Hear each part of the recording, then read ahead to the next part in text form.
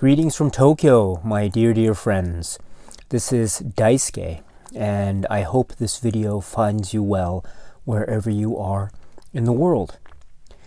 Today, if you don't mind, I'd like to continue with my comments on the releases in this year 2020 from the Criterion collection. Today, I'd like to talk about a film that was released on Blu-ray this year 2020, but it currently exists in the Criterion collection as a DVD. And so this is Spy Number 425. The film is from 1984. The filmmaker is Hiroshi Teshigahara, and the film is called Antonio Gaudí.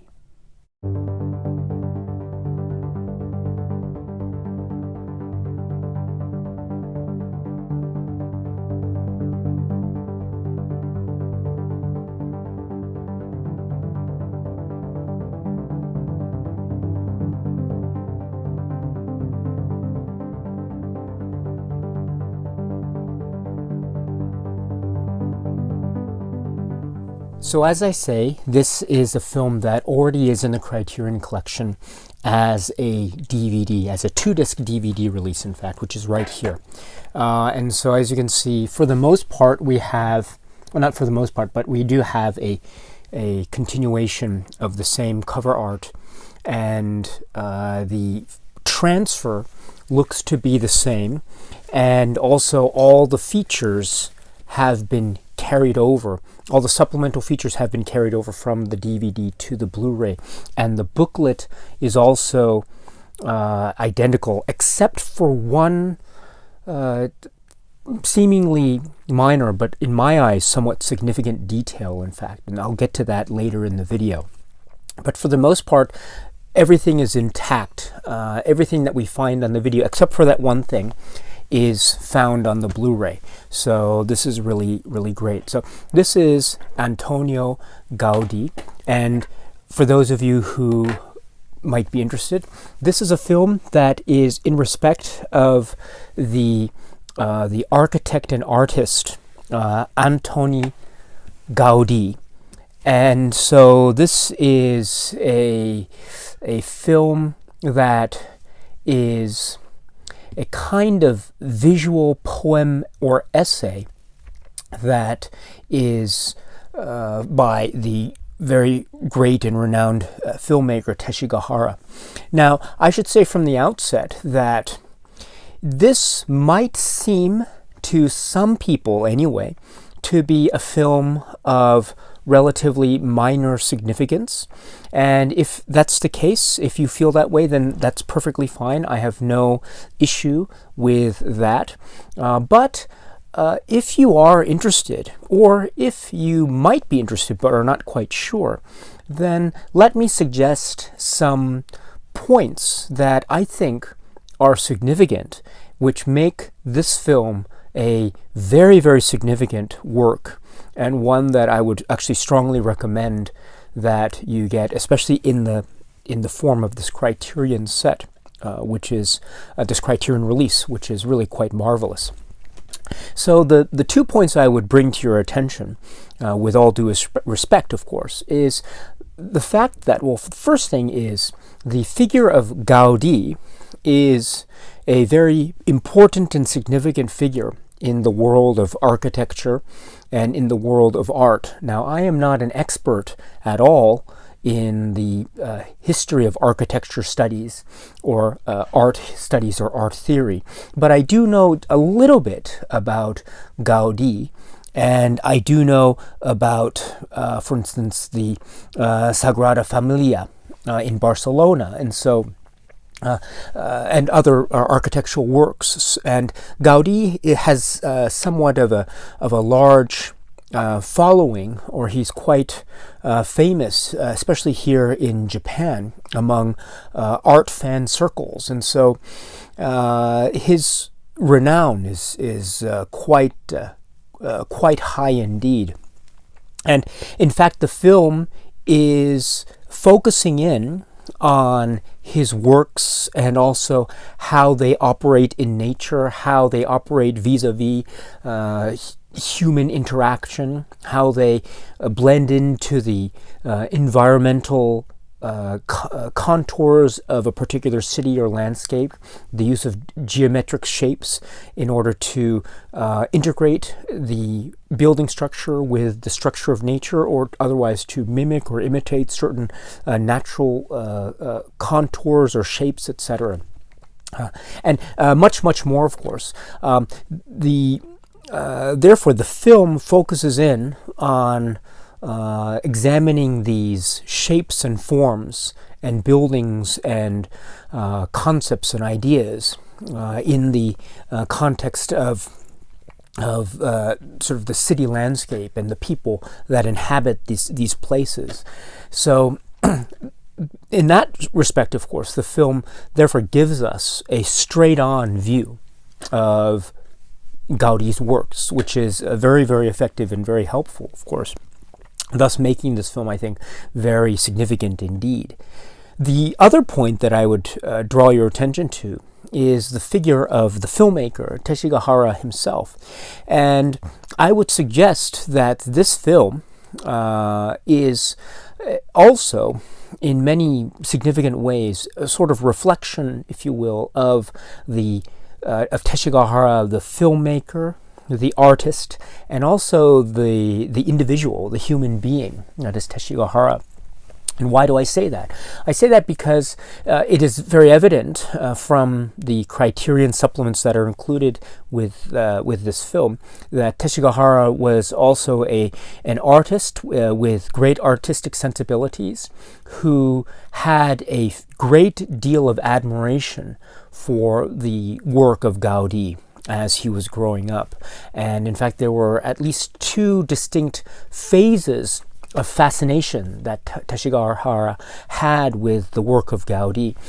This is in around the late 50s, 60s period, and then also in the early 80s period. So this coincides very nicely with not only the film itself, which was in the early 80s, which corresponds to the second phase, if you will, but there's also a collection of silent 16 millimeter there's a collection of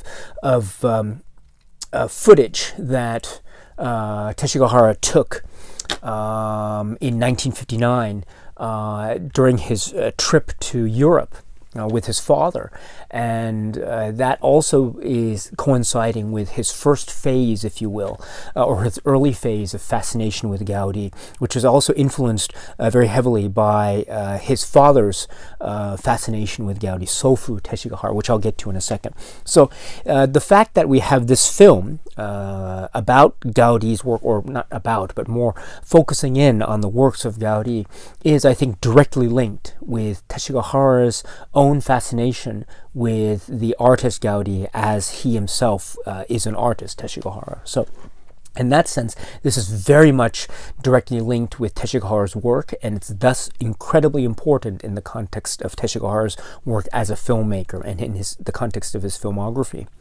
And also with respect to Teshigahara, I think it shows that what is also clear, not necessarily through the film itself, but through an examination of the Criterion supplements and also the essays, is that his father, Sofu Teshigahara, was also a great artist in his own right. And one of the things that he also had was a great fondness for Gaudí. And so it has been posited that part of the reason, perhaps, why Teshigahara made this film in the first place was in some ways a way in which he could, for instance, reconcile those feelings and emotional attachments that he had with his own father, who himself was also very much fascinated with the works of Gaudí. And this forms a really interesting sort of perhaps an interesting suggestion about how Teshigahara viewed his own father. And so it's an indirect connection, I admit, but still this seems to be also very reflective of the way in which his father's influence was very significant in the life of the son, Teshigahara. And so in that way, it's a kind of a reflection of the individual, Teshigahara himself, as well as a reflection of him as a filmmaker and as an artist. So in those ways, I think this film is very, very, very significant, and I would strongly recommend you checking it out if you haven't already done so. And if you do check it out, then you will probably note that this film is not necessarily a straight-on documentary about the life and times of Gaudí. This film does not have a narrator that accompanies us along the journey.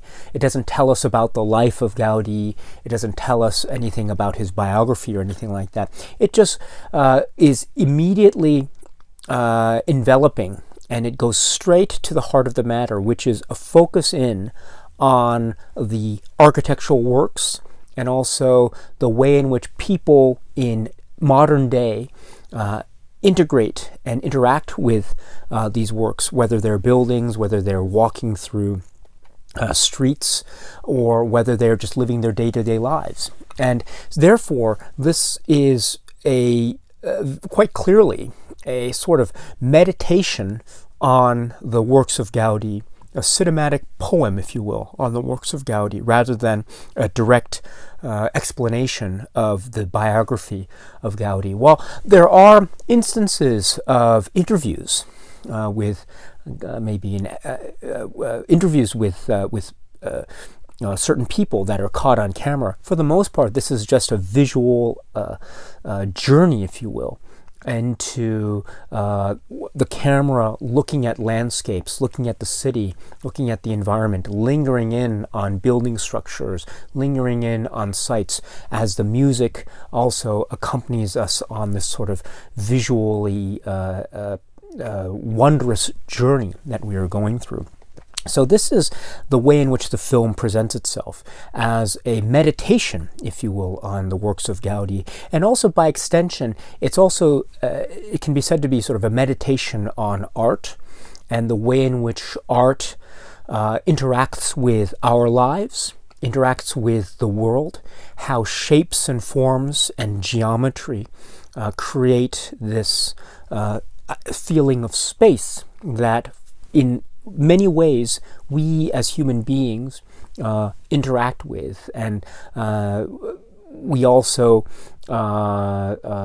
use and utilize and also walk through and interact with and get to know, etc. So this film gives us this living, breathing appreciation, if you will, of art, not in a static form, but in a truly vital and living form, an ever interactive way in which people and art coincide and interact and relate. So this is, I think, a very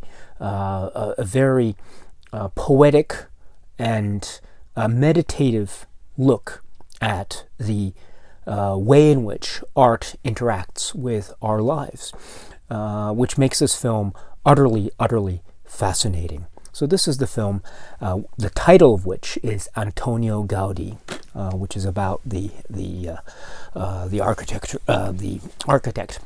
Antoni Gaudí.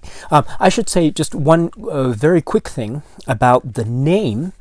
Some people have brought this up, of course. He's the title is Antonio Gaudí. He is often referred to as Antoni Gaudí, which is, of course, a noticeable detail. The Criterion release in its supplements doesn't necessarily talk about this particular issue, and the only time it really comes up, really, is in the essay by Dore Ashton, in which she refers to, on page 7 of the Blu-ray booklet, in the first full paragraph therein, it's talking about the works of Catalan architect Antoni Gaudí, full name in Catalan Antoni Gaudí y Cornet, in Spanish Antonio Gaudí y Cornet. So she makes reference to the fact that it seems like in Spanish he is sometimes referred to as Antonio, but in Catalan he is referred to as Antoni, and that's all that it's that I think the Criterion supplement deals with this particular point. I understand that this might have something to do with sort of the relationship between the Catalan and also Spain, and so I don't want to get into too much of that, but because I'm not at all experienced in this kind of discussion, but I think that's what one should keep in mind anyway when we're thinking about the title and we're thinking about the subject matter of this particular film that has this particular title, and you can go from there. Although there is some debate, I understand, as to what is the accurate spelling of the name, etc. But rather than get into those details, let me just point out that particular point and then move on from there.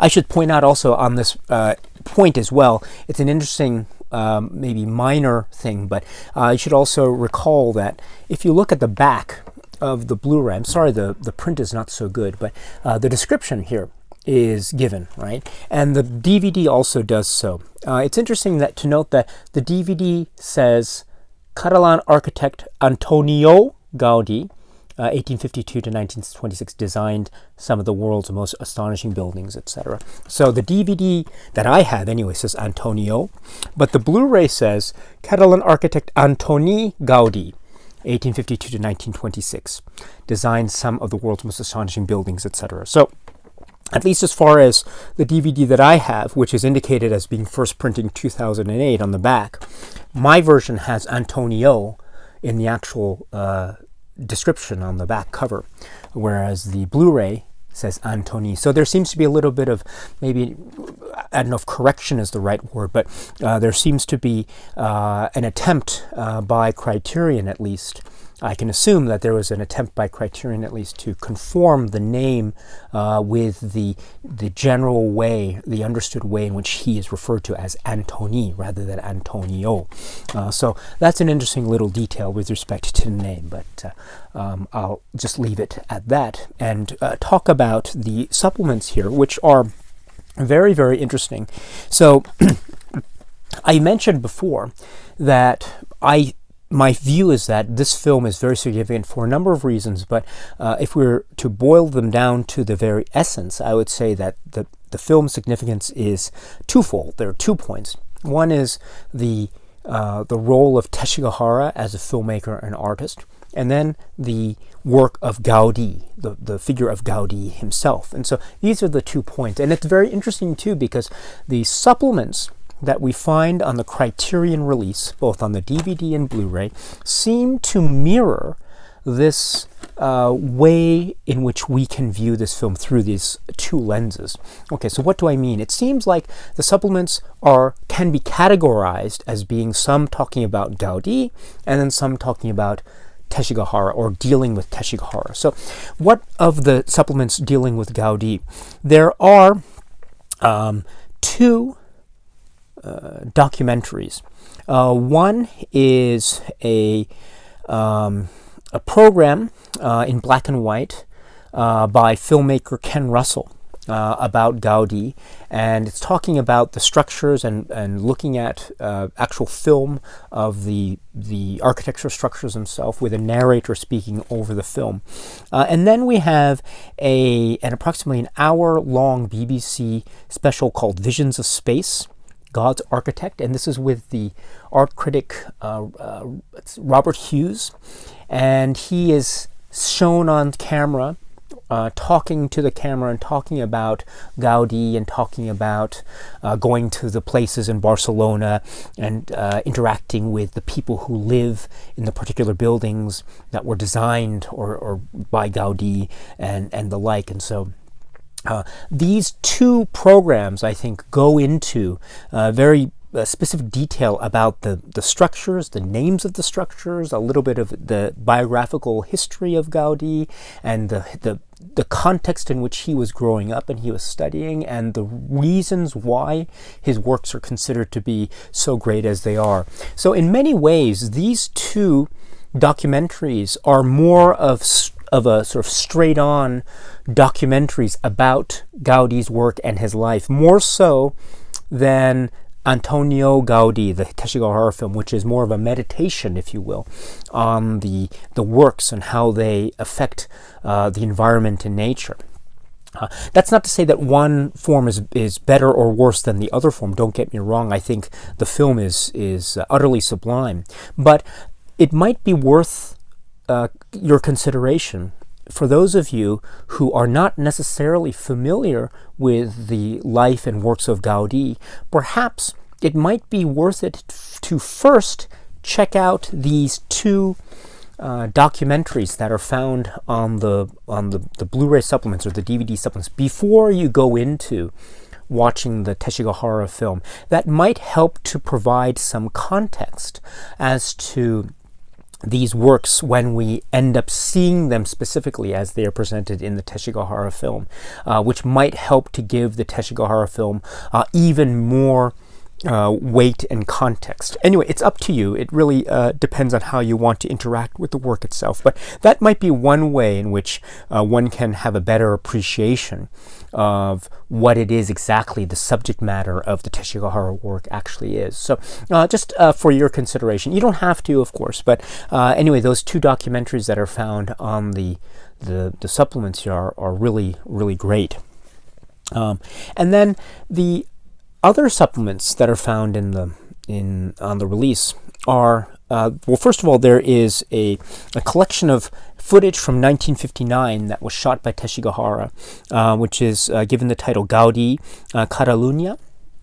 And this is silent, but this is in many ways a visual depiction of the works of Gaudí and also the environment, and also there's there's a bit where you can actually see Salvador Dali and also Sofu Teshigahara, etc. So it's very interesting. But the way that the Teshigahara shoots some of the architectural works is very, very similar to the way in which he would later shoot those same architectural designs in the film Antonio Gaudí. So this is, I think, a really fascinating comparison. It's almost like an earlier version of the work that he would later create in this 1984 film Antonio Gaudí. And also, it's very interesting to note that this collection of silent footage and then the film that resulted in the early 80s are both timed, or they coincide with the phases, the first phase and the second phase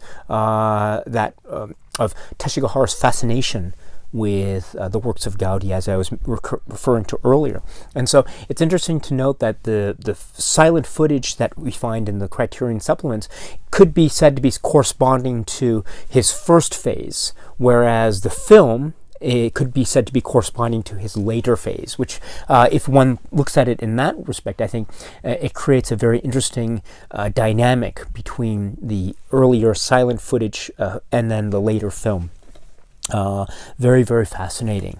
And then there is a short film called Sculptures by Sofu, which is a similarly shot sort of visual meditative poem about various works that were sculptures. Sofu Teshigahara was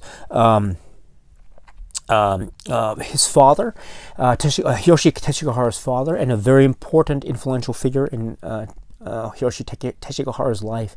And so to see this particular short film shot in a similar manner as the film Antonio Gaudí, but this time having a different subject matter, that being these sculptures, I think is very fascinating. It shows an insight into Teshigahara, the filmmaker, and also it shows just the similarities in approach, as well as the way, again, in which this film can therefore be said to be, as a general proposition, a meditation on art as much as anything else.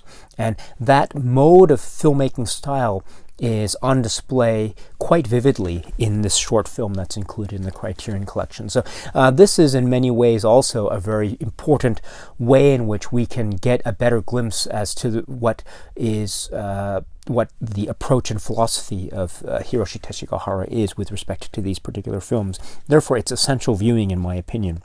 Then there is one other supplement on the Criterion disc, which is a video interview with Japanese architect Arata Isozaki. And this is a very interesting interview. It's conducted in Japanese. And Isozaki is not only an architect and an artist, but he's also a friend and an acquaintance of Teshigahara.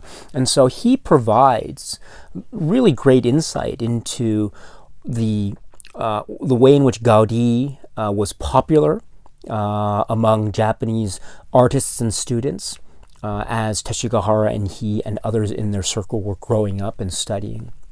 He is also giving us insight into Teshigahara the man and his relationship with his father, and also giving us insight into GAUDÍ's works and how they excited Japanese artists like him, and how they were somewhat non-conventional from a sort of traditional Japanese point of view in terms of use of irregular shapes and lack of, let's say, of symmetry and that kind of order.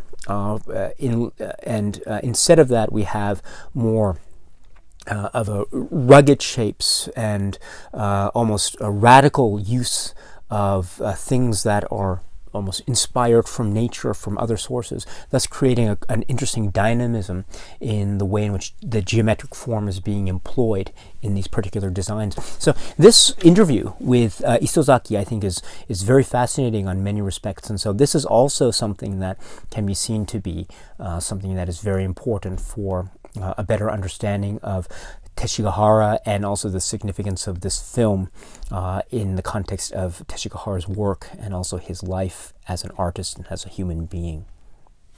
And then from there, those are the supplements from the Criterion collection. And then when we have next are the booklets, right? And so, or the booklet. So this is the DVD booklet, and the Blu-ray booklet is here. They are more or less the same. There's one particular difference, though, but the similarities are that the essays are the same. There are 3 writings. The first is the essay by Dore Ashton called Border Crossings, and this is really great because this gives us a sense of GAUDÍ, his works, and also a sense of Teshigahara, his works, and also why the GAUDÍ is very significant in Teshigahara's worldview or view as an artist and a filmmaker. So this is very, very important and a great essay to give a further context to GAUDÍ and Teshigahara. So highly, highly recommended. And then there is the essay by Hiroshi Teshigahara himself called My First Trip to the West. And this is very fascinating too, because this is Teshigahara's own viewpoint as to the importance of GAUDÍ in his life and in his art. And I love the phrase that he uses. He calls GAUDÍ shocks, which is, I think, meant to evoke this idea of how much, how fascinated he ended up being with the works of GAUDÍ. This essay is also very significant because it also shows a very poignant way in which Hiroshi Teshigahara became he became closer with his father in a way, because he describes how when they were traveling, he was able to see for the first time a side of his father he had never seen before, and he was able to see his fascination for this art and this architecture, etc. And so it's almost like the work of GAUDÍ, or this traveling in general, helped to bring father and son closer together, or at the very least it helped to give the son a better appreciation of who his father was as an individual. And so I think if we think of it in that way, I think this is also a further indication of the possibility as to how this film, Antonio Gaudí, is very significant in the context of Teshigahara, the human being, the man, because it can be also seen to be, in a way, a kind of way to reconcile his feelings that he had for his father. And in fact, this is a point that the architect Arata Isozaki, I think, brings up as a kind of supposition or a hypothesis that he mentions in the separate Criterion interview that's given on the disc. So very, very fascinating stuff. So this essay gives a little glimpse of that, which I think is quite fascinating. And then there is another, it's not an essay, but it's sort of a written interview with Sofu and Hiroshi, and it's called Photographic View of Travels in the West. And so this is really great because we now get Sofu's words, and you also get Hiroshi's words about their travels, about meeting Dali, about art and architecture. And also it's great because there's a nice interaction between father and son that we see, which is a furtherance of this this theme that I was trying to bring up about how this film seems to be in many ways an expression of the son's feelings towards his father, as well as an expression of the artist's or the filmmaker's appreciation for this art and architecture. So in that way, this is a very significant interview in many respects. So wonderful booklet. I have to point out one thing, though, which is this is the DVD booklet and this is the Blu-ray booklet. So for all intents and purposes, they are the same, except for one little detail. The DVD booklet has the credits and table of contents and also acknowledgement page, etc., which is really great. But what's also really great about the DVD booklet is, again, I apologize for the poor focus, but it had a chapter list. It had this chapter list, which was really, really great because, as you can see, by the chapter numbers, we were given the names of the architectural buildings that were being on focus, that were the subject of the film. So if you wanted to look at the film, or if you're watching the film and you're seeing this beautiful work of architecture, but you didn't necessarily know what this was because maybe you weren't necessarily familiar with all the works of Gaudí, all you had to do was essentially look at this chapter list and you could pretty much guess or surmise what the particular architectural design or work was, which is, I think, really, really helpful. Unfortunately, the Blu-ray booklet omits this particular chapter list, which is, I think, I'm not sure as to why this is the case. You know, I didn't do, maybe I should have done that. I should have checked if the chapters in the Blu-ray actually correspond to the chapters on the DVD. I would usually assume that they would be the same. I can't think of why they would be different, but unless perhaps there is a difference in the chapter numbering, I can't think of another reason why the chapter listing was omitted from the Blu-ray booklet, except perhaps to save space or something, I'm not sure. But this was really, really helpful, and the DVD booklet, therefore, I think has an edge over the Blu-ray booklet in terms of having this chapter list, because, as I say, for someone like myself who isn't necessarily a student of architecture and a student of Gaudí, having this handy is very, very helpful and is a really helpful resource as I'm watching the film, because as I'm watching the film and if I'm looking at the particular building that's on display, I don't know what the name of the building is. All I have to do is look up the chapter list and voila, I can figure out what the name is, and then I can go on if I wanted to do some more research about that. So none of that here in the Blu-ray, unfortunately. Perhaps for those of you who are already savvy and very knowledgeable of Gaudí's works, maybe you don't need this extra chapter listing. If so, that's great news. That's really wonderful. But for others, myself included, perhaps having something like that would have been very helpful for the Blu-ray.